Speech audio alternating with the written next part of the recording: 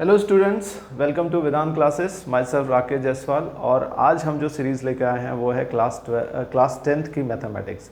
ठीक है, तो अभी आपको पता है बोर्ड एग्ज़ाम्स आर नियर और ये सीरीज़ उन लोगों के लिए बहुत हेल्पफुल रहेगी जो अभी तक तैयारी नहीं की है जिन्होंने, और जो मैथमेटिक्स में कमज़ोर है। ठीक है, तो ये सीरीज़ हम लोग शुरू करते हैं। और ये सीरीज़ उन लोगों के लिए नहीं है जिन्होंने बहुत ज़्यादा तैयारी कर ली है। तो ये क्वेश्चंस आपको लगेंगे कि बहुत इजी है, लेकिन बोर्ड में यही क्वेश्चंस आते हैं, तो इतनी डरने की ज़रूरत नहीं है। तो जिनको जो बहुत ज़्यादा प्रैक्टिस कर चुके हैं वो क्वेश्चंस को स्किप करके जो क्वेश्चन डिफ़िकल्ट लग रहा है वो ट्राई करेंगे। ठीक है, तो चलिए स्टार्ट करते हैं। तो पहला क्वेश्चन देखिए, prove that √2 is a rational number. ये बहुत बार आता है ना, 2 मार्क्स में आ जाता है।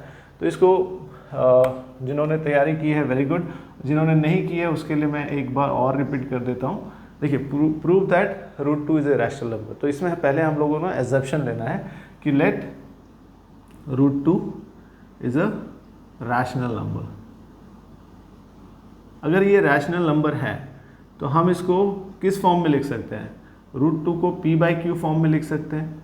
ठीक है, where p and q are को प्राइम।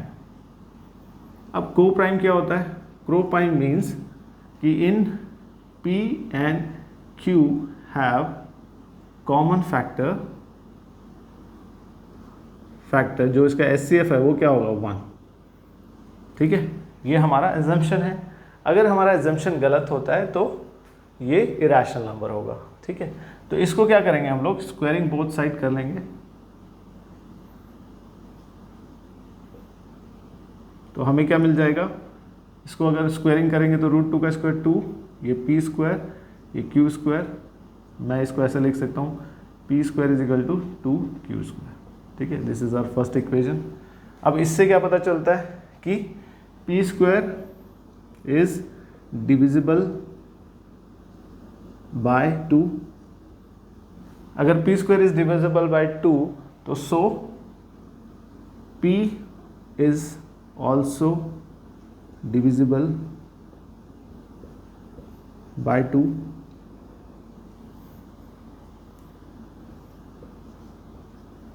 ठीक है, अगर p square is divisible by 2 है और p is also divisible by 2 है, that means p is multiple of k, twice multiple of 2। ठीक है, तो मल्टीपल्स ऑफ 2 इसको हम लोग सेकेंड मान लेते हैं और इसी को यहाँ पे पुट कर देते हैं। तो ये क्या हो जाएगा? 2k का होल स्क्वायर 2q स्क्वायर। तो ये क्या हो जाएगा? 4k स्क्वायर और ये क्या हो जाएगा? 2q square. ये कैंसिल, तो आपका q स्क्वायर क्या हो गया? 2k square. ठीक है, इसको यहाँ ले आइए। तो अगर q square is equal to 2k square है, that means q square is divisible by 2। So q is also divisible by 2. That means p and q have common factor 2। तो हमारा एजम्पशन गलत हो गया क्योंकि हमने एजम्पशन लिया था कि p और q तो को प्राइम है, तो उनका जो कॉमन फैक्टर होगा वो 1 है। Therefore our assumption is wrong and √2 is a irrational number। ठीक है, तो ये इसी पैटर्न में रहेगा। √2 हो सकता है, √3 हो सकता है, 2 + √3 हो सकता है। तो ये आपको प्रूव करना है। देखिए कितना अच्छा है। ओके, चलिए आगे बढ़ते हैं फिर। Now the next question is, अब ये क्वेश्चन क्या पूछ रहा है आपसे कि find the zeros of the quadratic polynomial x² - 7x + 10 and verify the relation between the zeros and coefficient. ठीक है, चलिए बढ़िया क्वेश्चन है। तो ये बहुत इजी है। फैक्टराइजेशन तो आप बहुत पहले से सीखते आ रहे हैं, क्लास 9th में था, क्लास 8th में भी था। ठीक है, तो अभी देखिए क्या करना है। इसको x² - 7x + 10 = 0। अब देखिए 10 × 1 10। अब 10 को ऐसे तोड़िए कि आपको -5 मिल जाए। तो 10 के फैक्टर 2 और 5, तो ये आराम से टूट जाएगा, -5x minus 2x plus 10 equals to 0, x minus 5 minus 2 x minus 5 equals to 0, ठीक है। This is x minus 2 x minus 5 equals to 0, x equals to 2 and 5, ठीक है। नाउ द फर्स्ट तो बहुत इजी पार्ट था, 0 निकल गए, 2 और 5 है। अब आपको रिलेशन वेरीफाई करना है, ठीक है। तो अभी आपको पता है these are the two roots, alpha और बीटा ले सकते हैं आप। तो सम ऑफ द रूट्स को प्रूव करने के लिए अल्फा प्लस बीटा क्या आपका 2 + 5 दैट इज 7, और अल्फा प्लस बीटा क्या होता है -b/a, यहाँ पे -b कितना है, -b है आपका -7 और a है 1 दैट इज 7, ठीक है। तो ये वेरीफाई हो गया, sum of the product is verified, sum of the roots are verified,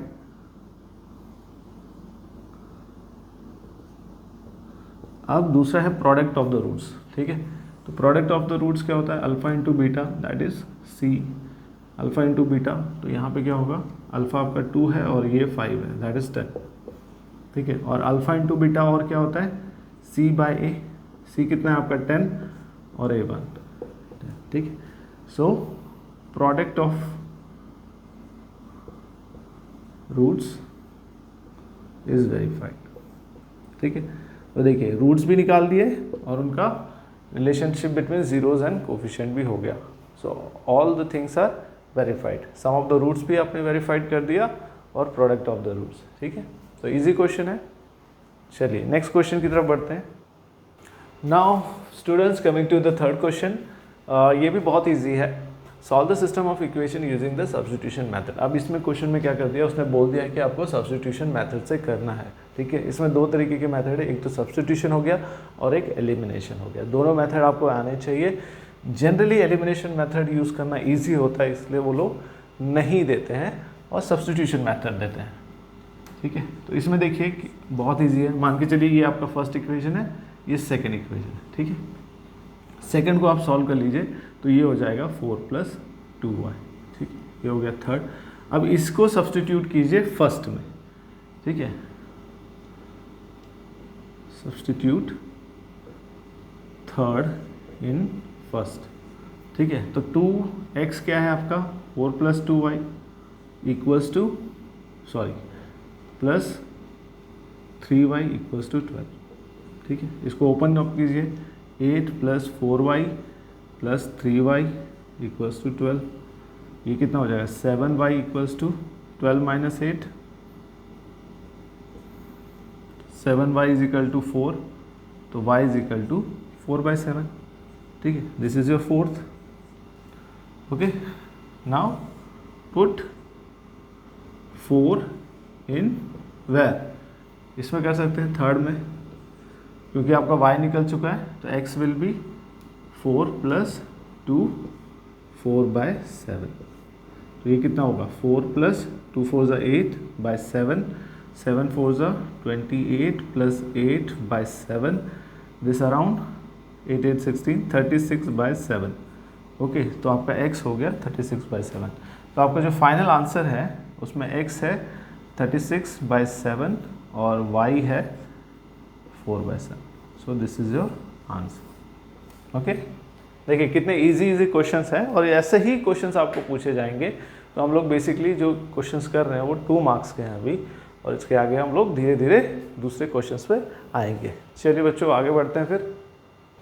ना coming to our fourth question, जो क्वाड्रेटिक यूजिंग क्वाड्रेटिक फार्मूला हमसे पूछ रहा है, ठीक है। तो जनरली अगर हम लोग फैक्टराइजेशन करना चाहते हैं तो हम लोग ऐसे ही देख के बता सकते हैं कि 6, 2 और 3 इसके फैक्टर्स होंगे, -2 और -3 करेंगे तो ये उसके 2 और 3 के फैक्टर होंगे। लेकिन हमें क्या यूज़ करना है, क्वाड्रेटिक फार्मूला, ठीक है। तो क्वाड्रेटिक फार्मूला देखिए, अब क्वाड्रेटिक फार्मूला क्या होता है आपका, जो रूट्स होते हैं आपके x या रूट्स ले सकते हैं, वो होता है -b ± √d/a, correct. So this is your quadratic formula. अब इसको आपको क्या करना है, सिंप्लीफाई करना है, ओके। तो x roots are -b ± √d/a 2a, sorry, ठीक है। सो अब इसका मतलब ये ऐसे लिख सकते हैं आप, प्लस माइनस डी होता है आपका B square minus 4ac bye 2a। ठीक है, अब देखिए ये इक्वेशन है आपकी x square minus 5x plus 6 equals to 0। अगर ये क्वाड्रेटिक में लिखा जाए तो ये ऐसा हो जाएगा।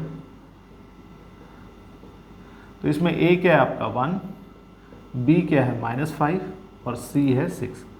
ठीक है, तो यही आप यहाँ पे पुट कर दीजिए तो आपको रूट्स मिल जाएंगे। तो x is equal to minus B कितना है आपका -5, ठीक है, plus minus B square is -5 का square -4, a is 1, c is 6 divide by 2a, 2 into 1। तो ये कितना हो जाएगा, ये हो जाएगा +5 plus minus 25 minus 4 6 24 divide by 2। So this will come around 5 plus minus ये तो √1 हो गया डिवाइड बाय 2। ठीक है, तो यहाँ पे आपकी x की वैल्यू क्या आ गई, x is equal to 5 plus minus √1 is 1 divide by 2। तो x की दो वैल्यूज आएंगी, एक होगा 5 plus 1 divide by 2 that is 6 by 2 that is 3, और एक जो दूसरा होगा वो it would be 5 minus 1 divide by 2 4 by 2 2। ठीक है, तो x की वैल्यूज होगी आपकी 2 और 3। ओके, तो अगर क्वाड्रेटिक फॉर्मूला से निकालना है तो ऐसे निकालना होगा इसको, नहीं तो फैक्टराइजेशन से तो बहुत ईजी है लेकिन वो पूछा नहीं गया है, तो क्वाड्रेटिक फॉर्मूला यूज़ करके हमें आगे बढ़ना है। Next we have a question of arithmetic progression. ठीक है, हमें एक AP दिया हुआ है 3 7 11 और हमें सम निकालना है 15 टर्म्स का। ठीक है, तो अभी आपको एक चीज़ पता होना चाहिए, अगर हम लोग सम निकालते हैं किसी भी n टर्म का तो उसका ये फॉर्मूला होता है।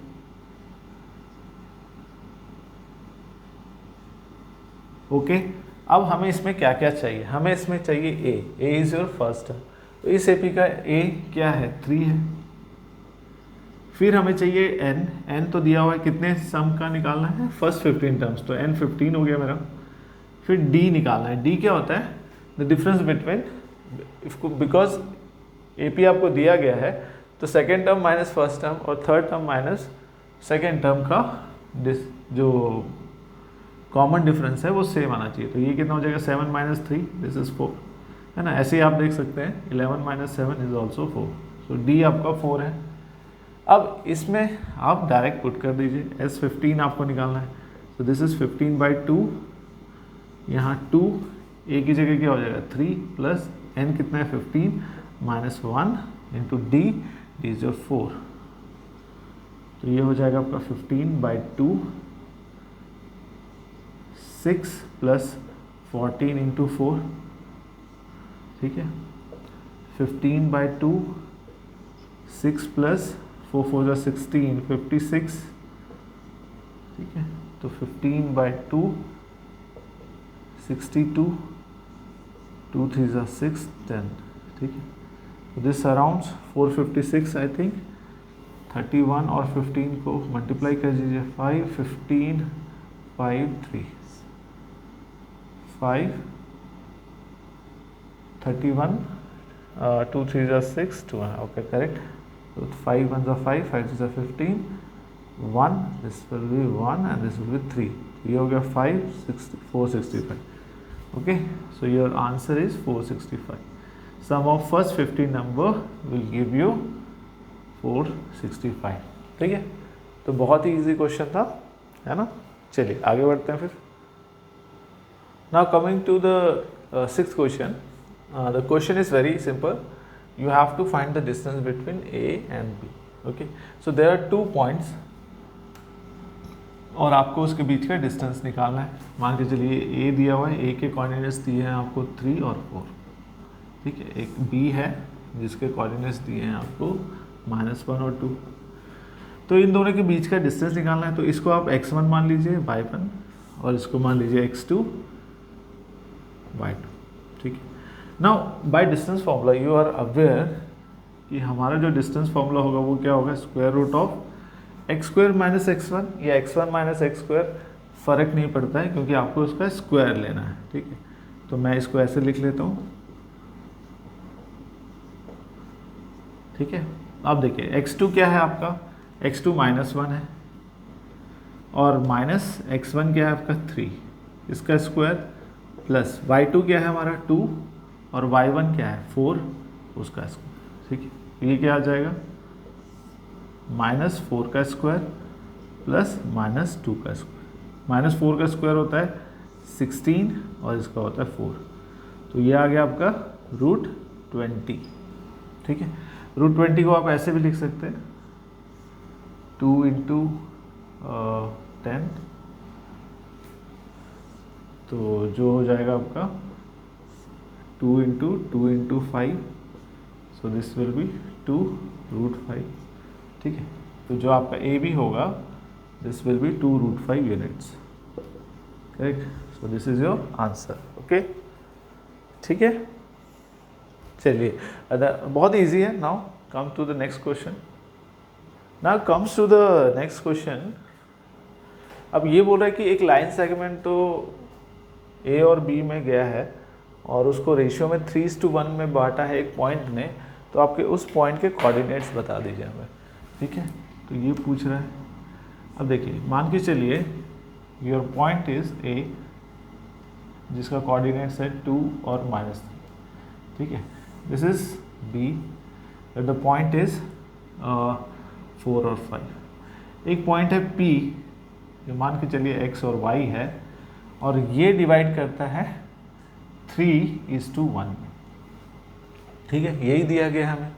अब हमें निकालना है x और y के कोऑर्डिनेट्स निकालना है। ठीक है, इसके जनरल फॉर्मूला देख लेते हैं। अगर ये x1 है और ये y1 है, ये x2 है और ये y2 है और आपका m और n में बांटा गया है इसको। ठीक है, तो आपका जो x कोऑर्डिनेट्स होगा उसमें क्या करना है आपको, अगर m ले रहे हैं तो उसके ऑपोजिट वाले कोऑर्डिनेट्स लेने हैं। m ले रहे हैं तो ऑपोजिट हो गया आपका x2 प्लस n लेंगे तो उसका ऑपोजिट वाला ये होगा x1 divided by m plus n। ठीक है, तो m क्या है आपका इधर 3 है, x2 क्या है 4 प्लस n क्या है 1 और x1 क्या है 2 divided by m plus 1 that is 3 + 1। तो ये कितना हो जाएगा 12 + 2 + 4, तो 14/4 आपका x का कोऑर्डिनेट्स होगा। ठीक है, सेम y का देखिए, y का करेंगे अगर m लेते हैं तो उसका ऑपोजिट क्या है आपका y2, वो लेना है, प्लस n लेंगे तो उसका ऑपोजिट क्या है y1 divided by m plus 1। ठीक है, m क्या है आपका 3, y2 क्या है 5 प्लस n क्या है 1, y1 क्या है -3। ठीक है, डिवाइडेड बाय 3 + 1, तो ये कितना हो जाएगा 15 - 3 divide by 4, this will B 12/4, this is 3। ठीक है, तो जो आपके p कोऑर्डिनेट्स हैं उसका जो कोऑर्डिनेट्स है x आया आपका 14/4 और y है 3, so these are the coordinates. तो ये वाले जो कोऑर्डिनेट्स होंगे वो होंगे 14/4 और 3। ठीक है, चलिए नेक्स्ट क्वेश्चन की तरफ बढ़ते हैं।